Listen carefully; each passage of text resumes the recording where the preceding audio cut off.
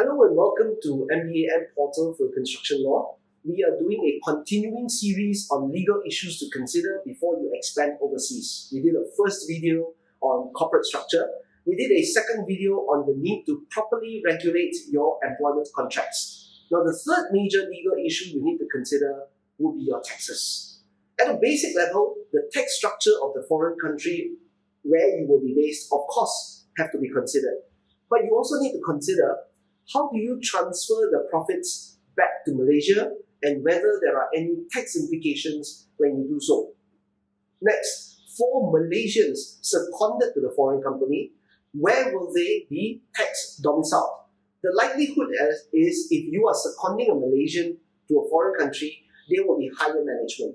And their tax domicile determines their tax residency status. And there will be implications for them personally. So they need to think through this process. Presumably, there will be some measure of support from the holding company. The holding company may be sending resources, some be sending people, maybe buying materials on behalf.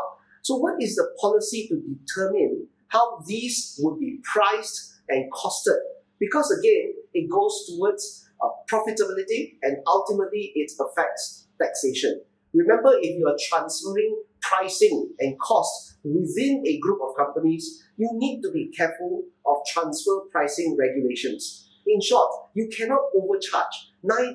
You cannot overcharge to manipulate profits and taxes, neither can you undercharge as well.